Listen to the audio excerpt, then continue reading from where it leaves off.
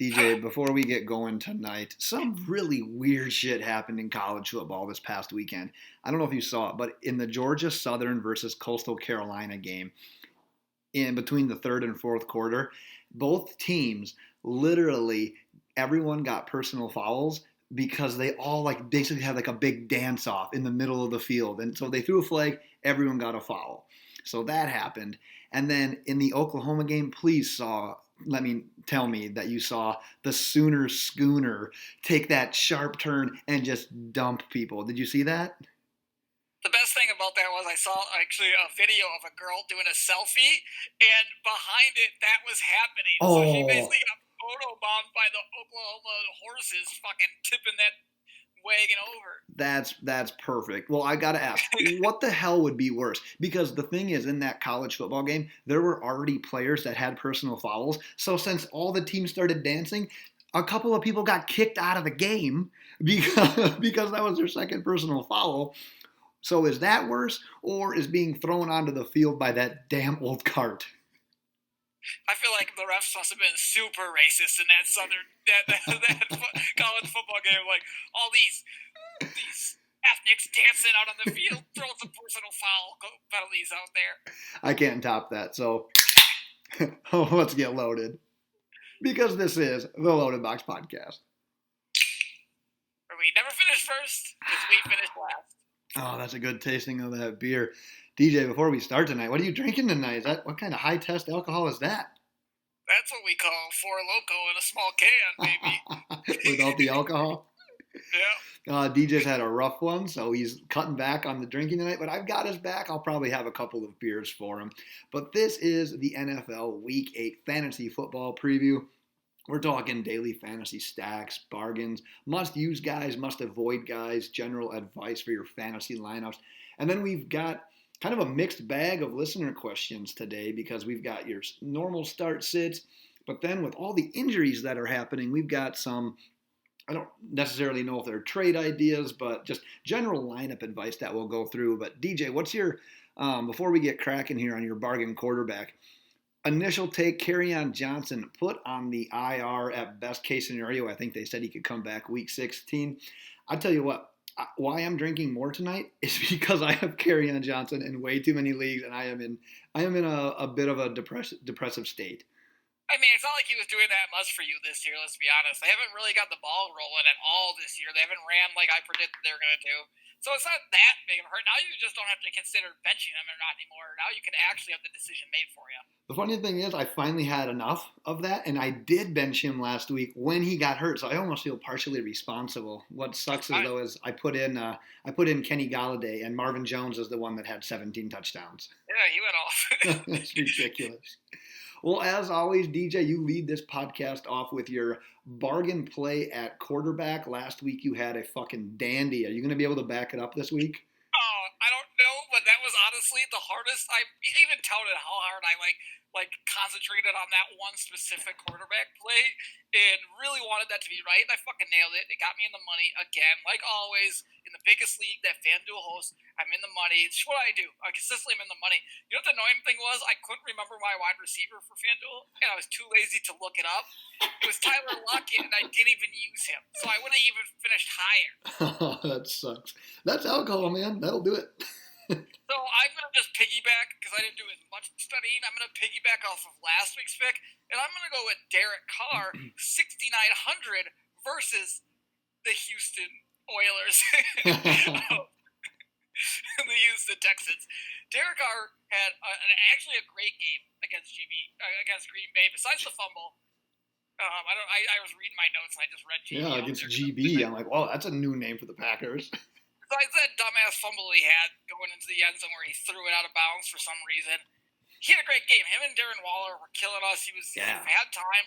The offensive line has actually been playing really well because we've been able to get to the quarterback all year, and we just weren't getting the pressure that we have. And I was at that game, so I had a first-hand look of it, and it was they were doing a great job keeping a good pocket for Derek Carr. So he's really not that bad of a quarterback. He's a pretty good quarterback.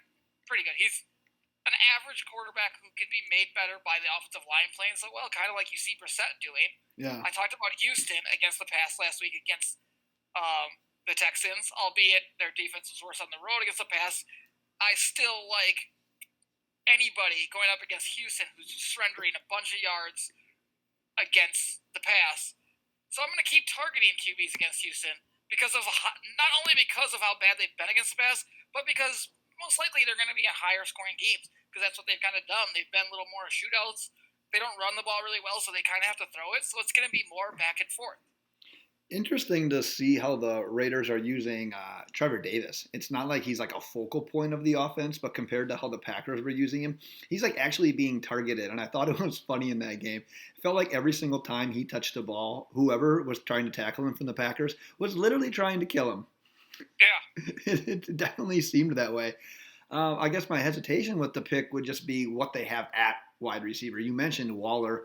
I did catch a lot of that game, and Waller's, I think, did he even have one that was called back at one point? Like he had a long touchdown that got called back, or a big play that even got called back. Yeah, he had a big play, but he still had 2 touchdowns that dominated. Yeah, and he could have had even more, and I think that's going to be your go-to. So I think that's what the Texans would try to take away, because outside of that, it's like, what are you really trying to take away on that team? I guess that'd be my biggest hesitation is just lack of weapons. But we've seen teams with lack of weapons and no-name guys come up big in the past. I mean, Marvin Jones is like the best example of this because Marvin Jones is that player that will have 3 touchdowns in a week and then he'll disappear for 6 weeks. It's so crazy. Yep. And the Raiders have guys that could kind of do that kind of stuff.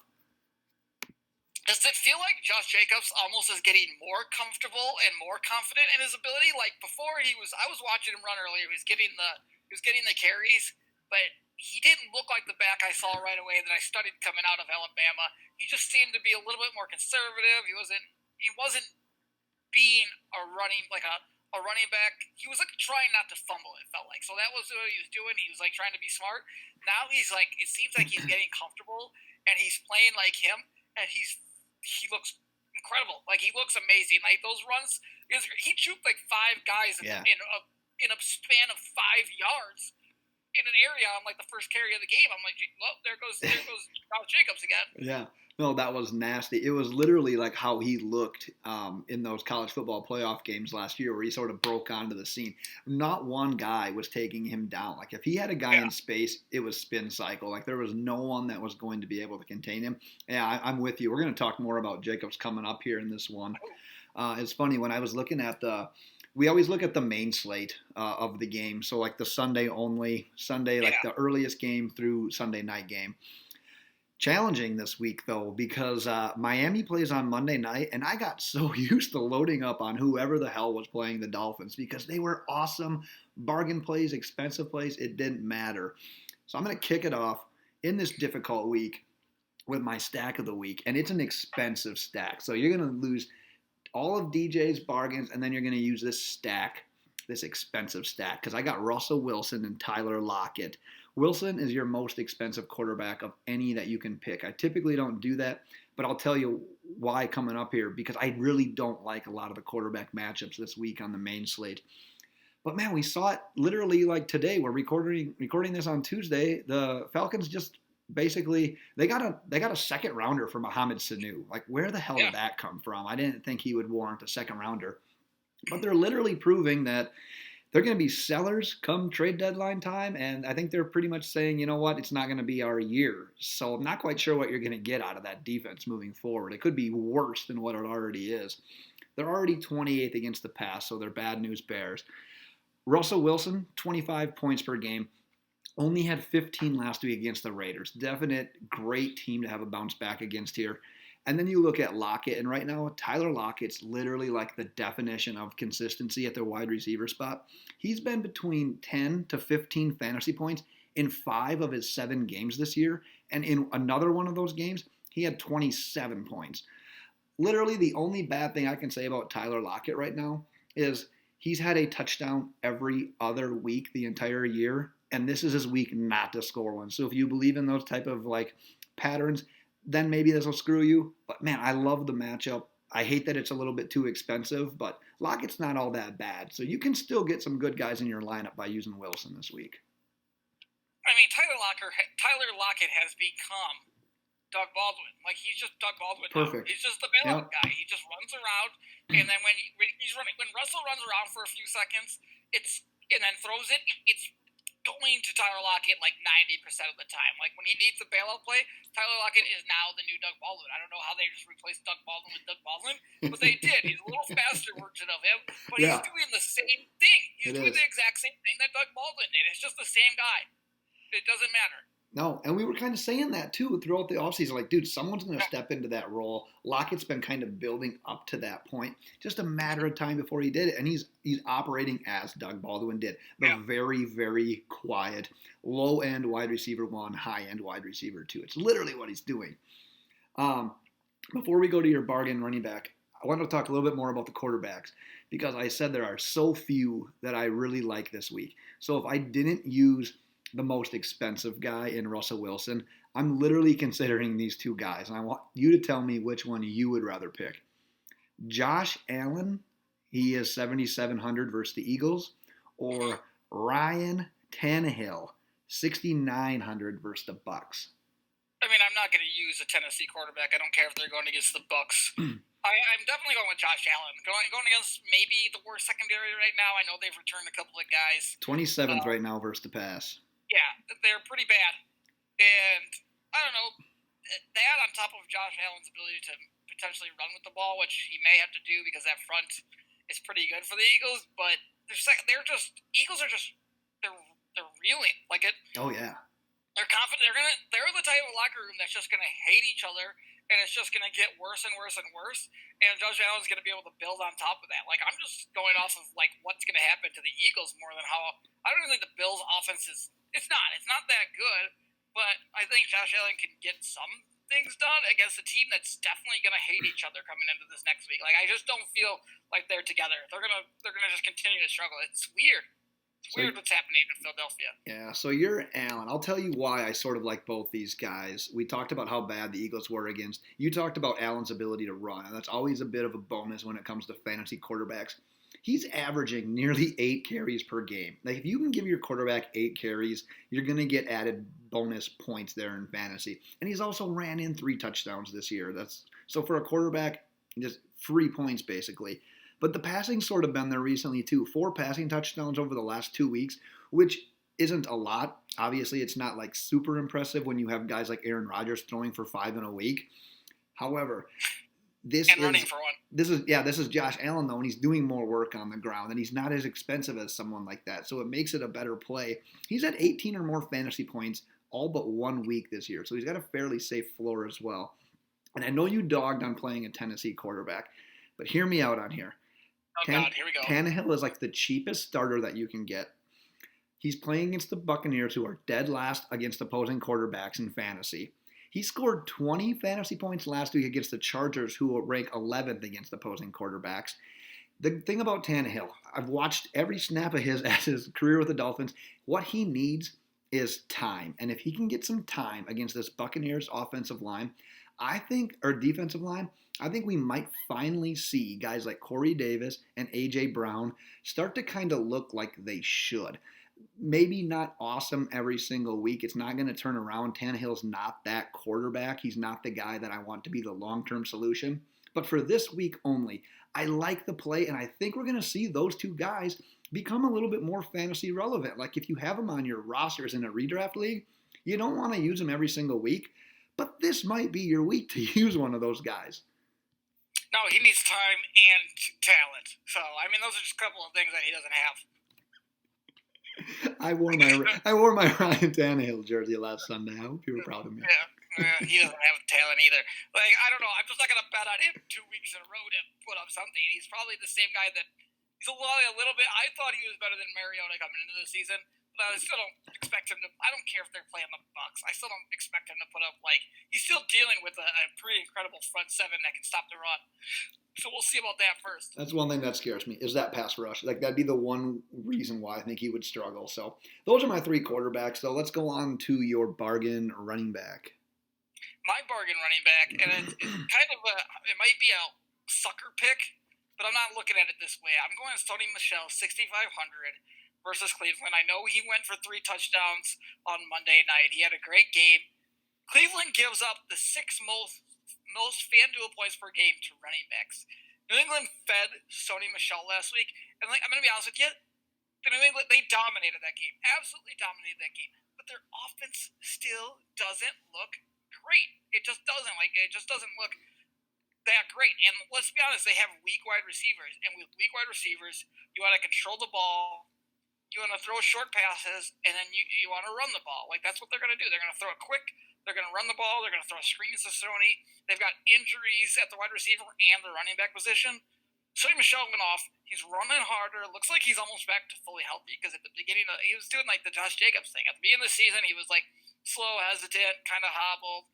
It feels like he's trying to get his legs back because I know there was all these stats about him not breaking tackles. Right. In the first few weeks, I've definitely seen him break some damn tackles, and I know that I've seen a couple of stats say he still hasn't broke one.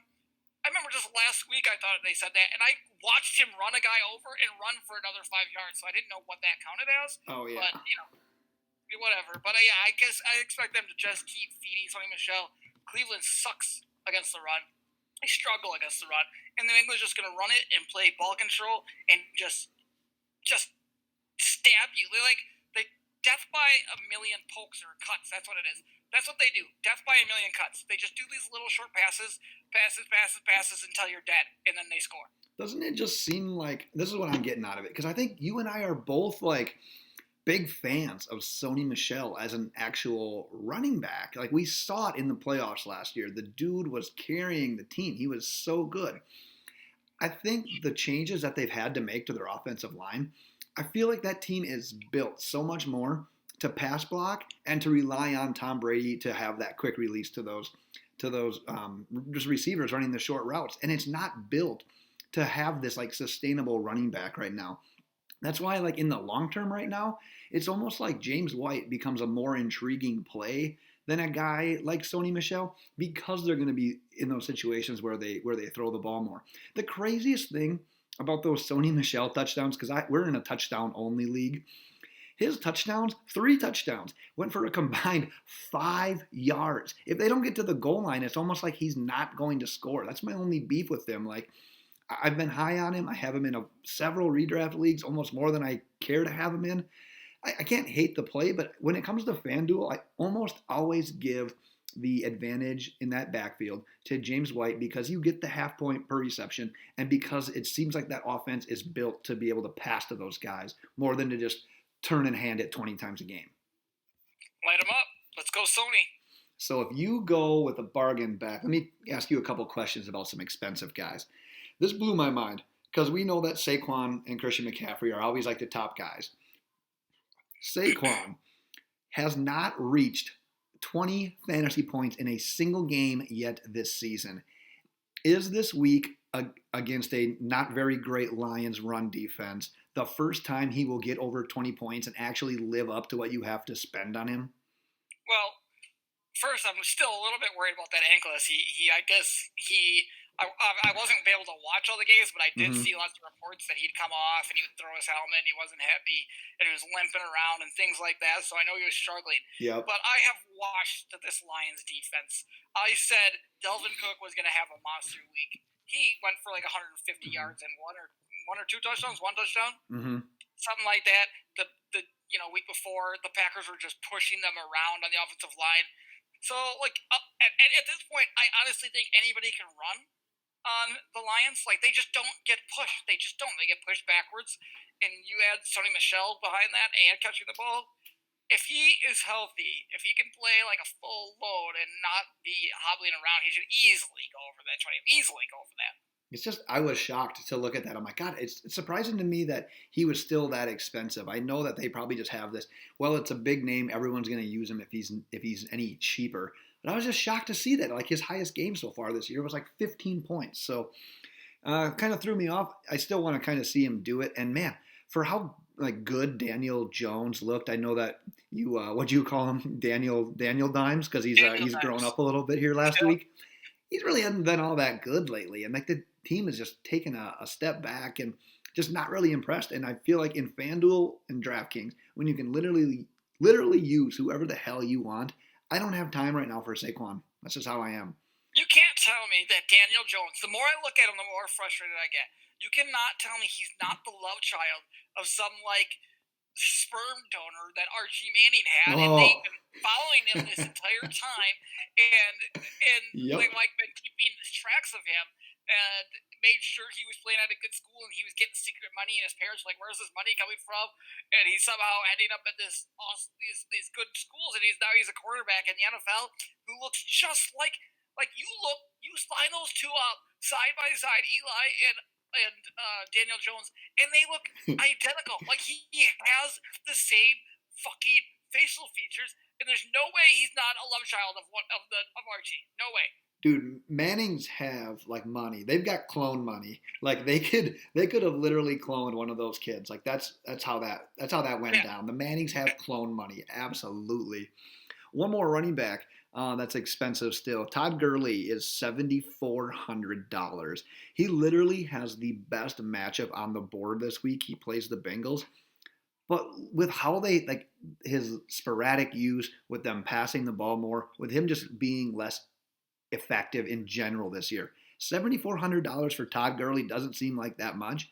I consider him unusable, even at that price, even with that matchup. Yeah, it's tough. He's not getting a lot of rushing. Yeah, what do you have? Like he had the one play last week. He had basically one touchdown reception. Otherwise, he's got like 40 yards rushing. I traded him away, and I'm kind of glad I don't have to deal with that anymore. Because it's so like I don't know what I'm going to get from a week-to-week basis. They're mixing guys in. He doesn't look like he's running full speed like he was, first 12 weeks of last year. It's weird. I don't like it. That's why I got rid of him, because I've seen something that I don't like, and I'm the running back guy. That's the scariest thing. Like when you think about like dynasty leagues, like Todd Gurley was simply the MVP of the fantasy football season through the first 12, 13 weeks last year. He looked like the young running back, couldn't be stopped. He was making plays as a pass catcher, like the guy that you would want. And now if you have him in a dynasty league, you're obviously holding him because his trade value is like very low right now. But that just kills me. It almost makes me think like my strategy moving forward in a league like that is to have running backs that can get the job done, but try to get like as many really, really good wide receivers and quarterbacks as I can get. Because I think the running back position, it just turns over so damn much. Todd Gurley is becoming like the next example of that. Yeah, I don't know if his knees are working that well. I don't think he looks slow. He does. There's something wrong with his knees. He doesn't look like he's running hard. It looked like I remember watching him last year. He's flying around and he looks so fast. He does not look fast anymore. He just doesn't look fast. No, not at all. All right, let's go to your wide receiver, your bargain wide receiver. My bargain wide receiver. I'll do this every once in a while. Everybody's gonna think it's dumb. I'm going Brandon Cooks, 6,900. Versus Cincinnati. As I said, I do this like once every few weeks. This is my gut pick of the week. I've done it with Devin Funchess in the past. Usually nail it. He usually scores a touchdown when I do it. He's obviously injured this year. But he just feels, to me, I just feel it down here. I know Cincinnati's been terrible against the run, pretty good against the pass, but just in my gut area right down and like down in here, it just feels like he's going to score a touchdown. It might be a slant that's like 80 yards of the house, or like a double move that Goff finally gets the ball off and makes a decent throw outside the numbers instead of over the middle. But I feel due for like 130 yards and 2 touchdowns, or 1 big touchdown for Brandon Cooks this week. I'm so upset because I had that same feeling about Brandon Cooks like 2 or 3 weeks ago and it didn't work. So maybe your gut's better than my gut? I don't know at this point. It always did. I can't hate it because I'm with you. I remember a podcast that we did before the season started when we were ranking like our fantasy wide receivers. And one of the guys that it was kind of like a blind test. And after we read some stats, we're like, dude, that's Brandon Cooks. And he is like always a borderline wide receiver 1. And it just hasn't happened yet this year.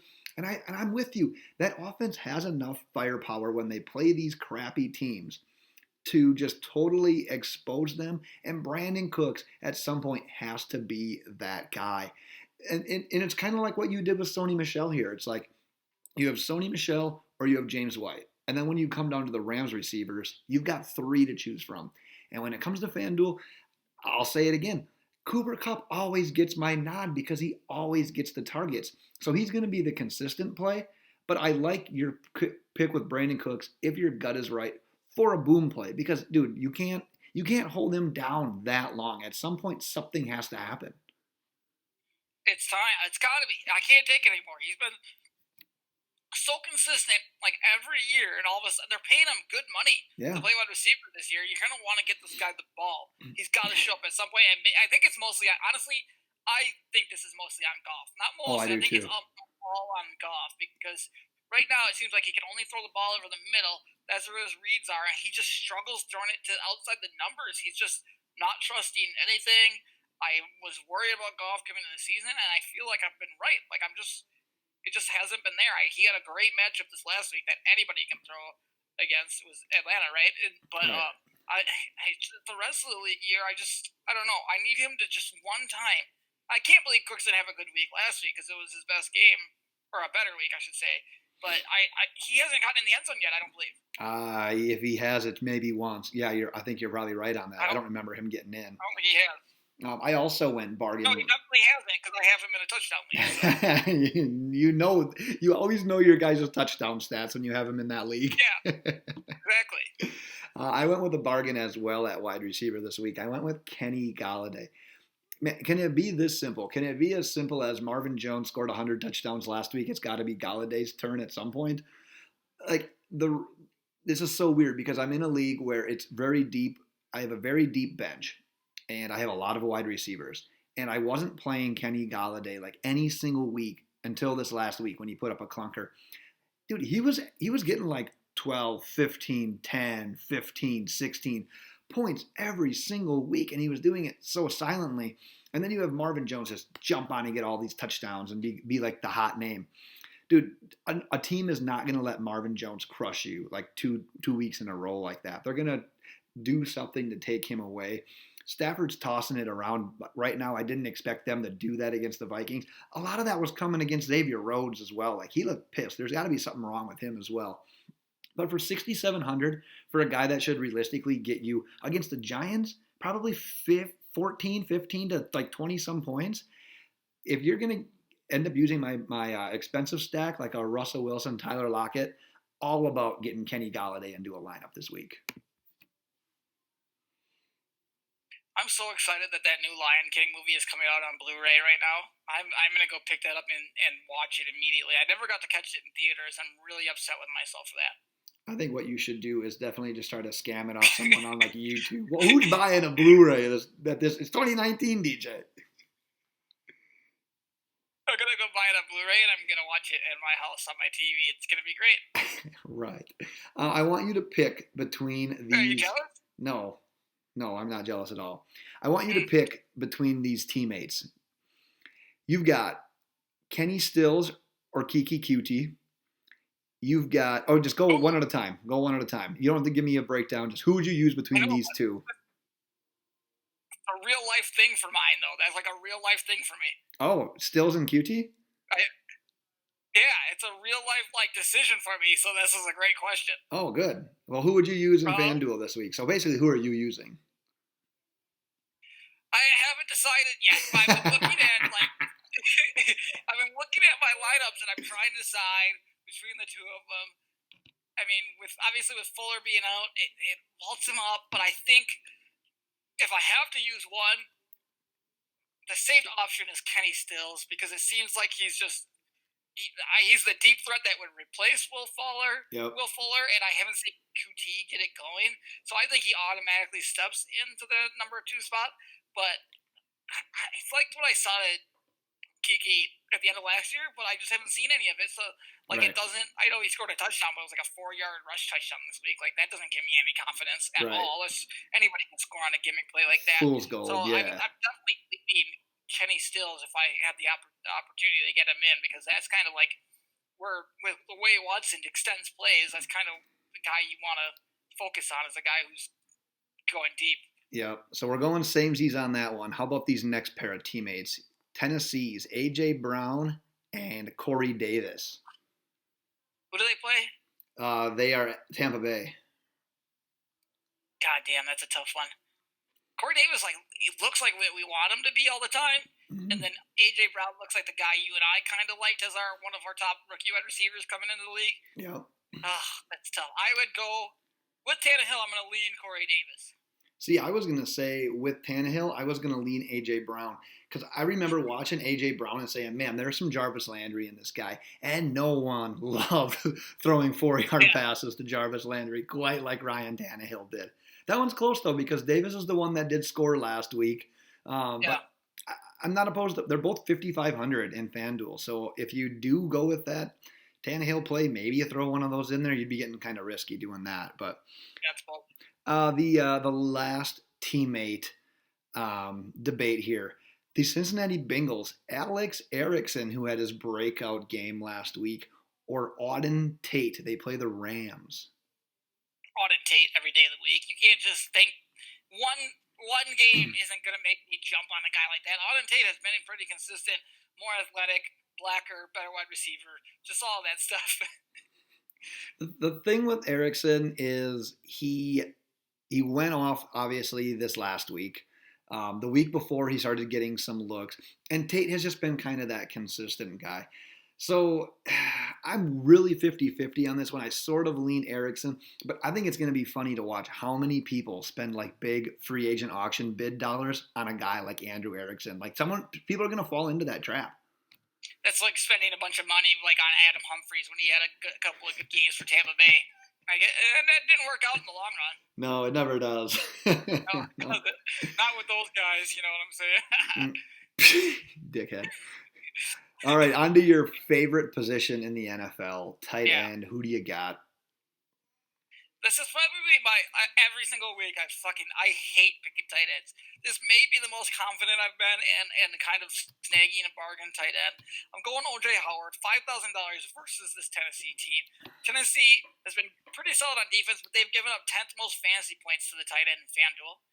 I love Bruce Arians. I love his aggressiveness.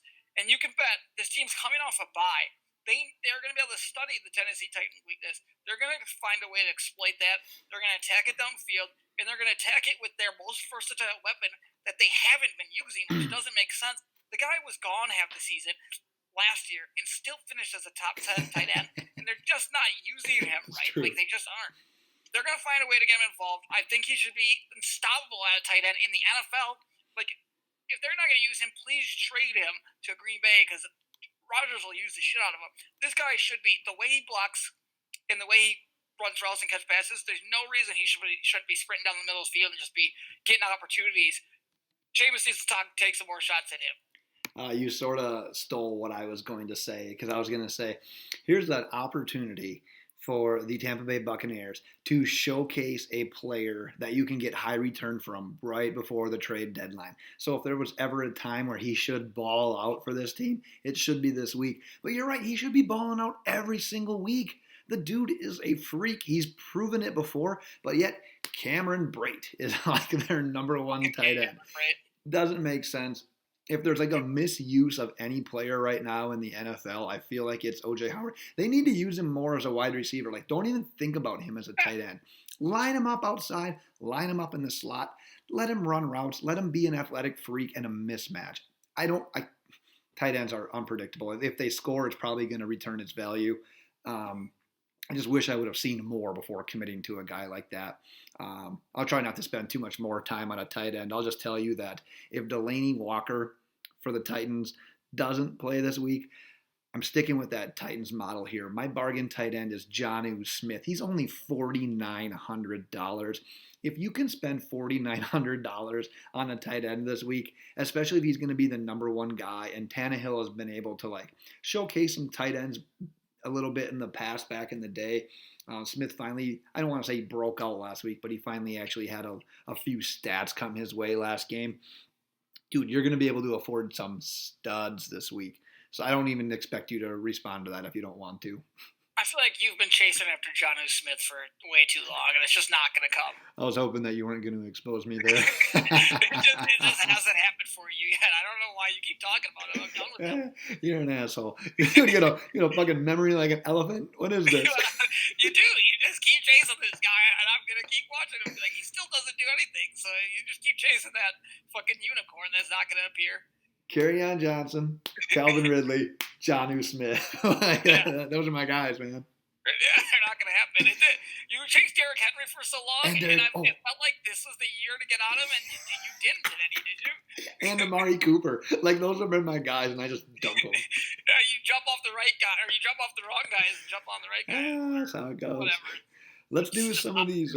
Let's do some of these listener questions. I love this question. If you don't mind, I sort of want to answer it first. The first one, anyways. And the question is Matt Moore going to improve the chances that Travis Kelce finally scores again? And I'm telling you this.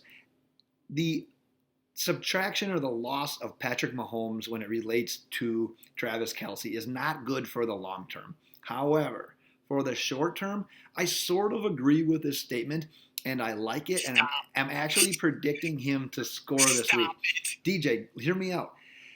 Oh my God, this is fucking Skip Bayless hot take. No. Not as hot as your Jets are going to win straight up hot take, you butthead. Hey, they should have. Listen, Matt Moore is not near as skilled as Patrick Mahomes. He can't extend the play the way he can. He can't freaking sling a ball sidearm 70 yards the way Patrick Mahomes can. He's going to stick to the script. He's going to hit guys on more like short to intermediate routes. That's where Travis Kelce is going to eat. Dude, remember how remember how much of a game manager Alex Smith was. But remember how great Travis Kelce was playing with Alex Smith. Dude, that could be carbon copy of what we see here. They're not going to be able to run those plays that they were running with Mahomes. Kelce is going to get some targets. He's going to get looks. He's going to be the primary guy. I literally think he's going to score this week. He's going to find the end zone against the Packers. The reason Kelce wasn't scoring is because Tyreek Hill was out and he was the main guy, and they were just surrounding him with multiple dudes at different levels. Like, tight ends are maybe the easiest guys to double cover because you have the linebackers in the middle, safeties over the top, and you can kind of just shadow them like that. No, it's not a better chance. Nothing has a better chance of doing anything with Matt Moore over Patrick Mahomes. I don't want to hear this anymore. Like, this is ridiculous. I'm done. Even a question. I like it. I love the question. As soon as I saw it, I'm like, dude, yes, I'm all in on this question. I'm all in on this take. He's scoring this week. Write it in your journal. Embarrassing question. I actually love this next question as well. I'm going to let you lead off with this one, though. Quarterback matchup in a 2-quarterback league, already starting Aaron Rodgers, so you know you're not benching him. But you got to pick one more between Kirk Cousins going against the R-words or Matthew Stafford going against the Giants. Oh, shit. Oh, God. I don't like either. Both these quarterbacks confuse the shit out of me, honestly. Well, that's why I wanted you to go first, because I have a very similar debate. I can choose between Cousins and Goff this week. And, man, you've got Goff playing against the Bengals, and I'm like, oh, I'm like all in on this. But what I wanted you to go first, I wanted you to have a hot take of Kirk Cousins, like either not showing up in the primetime game or saying that he's like evolved past that and he's going to keep this streak going against a really bad defense. It's a revenge game. It's the R words. It's playing against the old squad. Primetime? Thursday night? No Thielen. The chance that Thielen doesn't play. Oh, yeah, 100% Matt Stafford then. Primetime, lock it in. He can't win primetime games. I don't care if they're playing Washington. He's had a couple of good games. Everybody's like, oh, maybe we were wrong about Kirk Cousins. No, you aren't. This is what Kirk Cousins does. He does this, and then you think, I'm not going to get tricked. I've seen it. Let's see it over again. He's not going to fuck with my head. I am not letting Kirk Cousins get in my head. Don't let Kirk Cousins get in your head, people. Listen closely. Shut off all the noise around you. Don't let Kirk Cousins get in your head and think you should start playing him. They'll lose to Washington. Matt Stafford is going to light up the Giants. He's got more weapons. Well, not more weapons, but he throws the ball more often. That's for damn sure. And he's not playing in primetime like Kirk Cousins is. You don't want him. Don't do it. Don't touch Kirk Cousins. Ugh. So if I were to use Goff then this week over Cousins, can I like buy some insurance policy through you? Like, will you back this up somehow and like pay me if it doesn't work out well? Never.